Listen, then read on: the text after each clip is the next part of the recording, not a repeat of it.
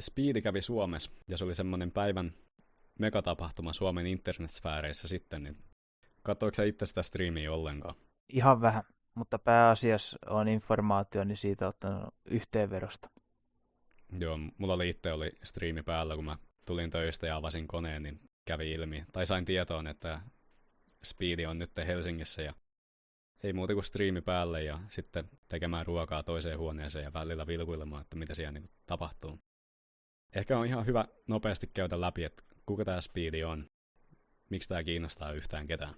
No, tietenkin se kiinnostaa, kun se on valtava megajulkkis internetissä ja kaikki me, alle 25-vuotiaat, se tunnetaan.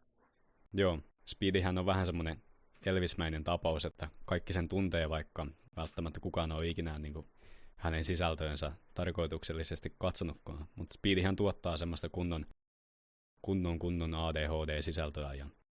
Ja koska Speedi kuitenkin tämmöinen nettimegajulkis on tälle päivään, ja kun hän Suomeen saapuu, ja nimi itsessään on niin iso, niin totta kai sitä sitten suomalainen nuoriso seuraa. Joo, mutta tottahan tämä nyt kiinnostaa tavan suomalaista, mutta minkä takia se kiinnostaa meitä nationalistia? Joo, ehkä enemmän semmoisessa niinku huumorimielessä, että itselläkin on paljon näitä nuoria miehiä kavereina, kellä ei sitten niinku ole sitä syytä koskaan käydä Helsingissä tai tämmöisessä niinku pääkaupunkiseudulla. Niin heillekin nyt iskostui tosi kovaa se, että miten maahanmuuttajavoittoinen pääkaupunkiseutu onnistuu paikoittain niinku olemaan. Eli kun sitä striimin alkua katto, kun hän oli vielä Helsingin kaduilla, ja Speedy ei ollut päässyt tähän kauppatuote suomalaiseen kulttuurituristikokemukseen, eli veneellä matkustamiseen ja saunamiseen, niin se väki ennen kaikkea oli hyvin monimuotoinen fenotyypeiltään, mutta siellä ei ollut kovin montaa semmoista suomalaista fenotyyppiä. Että jos sä paussasit sen striimin missään kohtaan, niin sä näit 10 ihmistä, niin heistä ehkä kaksi tai 3 oli valkoihoisia. Joo, ja sitten kun ne ei edes puhu oikeaa suomea, kun ne yrittää sille opettaa jotain sanoja.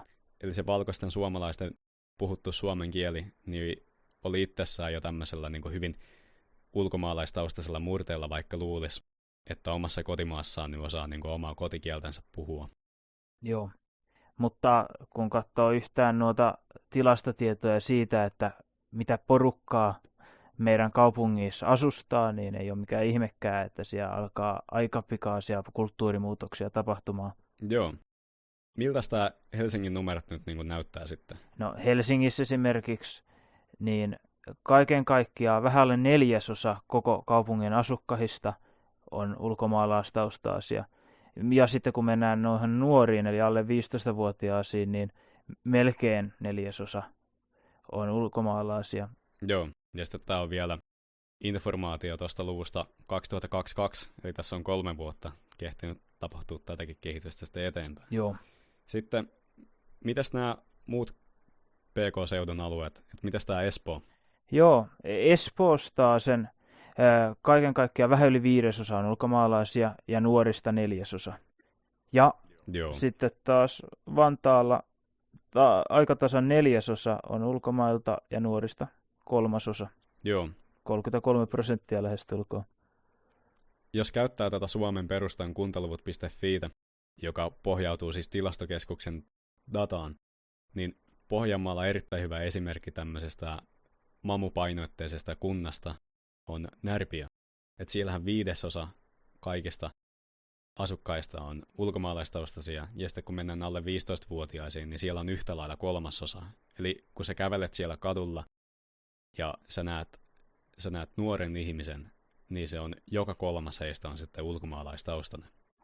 Kun tässä puhutaan vielä, tiedätkö, niin kuin alle 15-vuotiaista, jotka on niin kuin aika nuoria, niin mitäs Hesassa näyttää sitten, kun mennään ihan varhaiskasvatukseen? Lapsista, eli 1–7-vuotiaasta varhaiskasvatuksen parissa, niin Helsingissä 1/3 on ulkomaalaistaustaisia, eli tämä väestöpommi todellakin uhkaa räjähtää meidän naamaan näiden ulkomaalaisten osalta. Ja koko maassa se on sitten 1/5. Ja oliko se nimenomaan niin, että kun puhutaan varhaiskasvatuksesta, niin puhutaan justiin näistä lapsista, jotka on niin kuin päiväkotihoidossa. Joo. Eli sekö ei sisällä sitten näitä kotona hoidettuja lapsia vai? Ei, että tästä tilastotiedosta on suuntaa vaan ylöspäin, koska ei kaikkea sitä voisi nyt saada laskettuakaan. Niin, että jos nyt oli yhtään maaseudulla ihmisiä katsomassa tätä Speedin striimiä ja jakso niin kuin pöyristyä ja ihmetellä, kun nyt oikeasti pääsee näkemään, että miltä se Helsinki niin kuin näyttää, niin voidaan sanoa, että ei se tilanne ainakaan tällä näkymin tule helpottamaan. Ei. Ja jos tästä rupeaisi laskemahan, kuinka äkkiä nämä kansallisuuksien suhte kääntyy meitä vastaan siten, että niistä on lähestulkoon mahdoton pompata takaisin, niin ei tässä ole sukupolveekaan aikaa meillä tehdä nopeita päätöksiä enää. Kun ihan katsoo näitä tilastoja, niitä laskien, niin nykytahdilla noin puolet alle 16-vuotiaista vantaalaisista esimerkiksi on vieraskielisiä 15 vuoden päästä.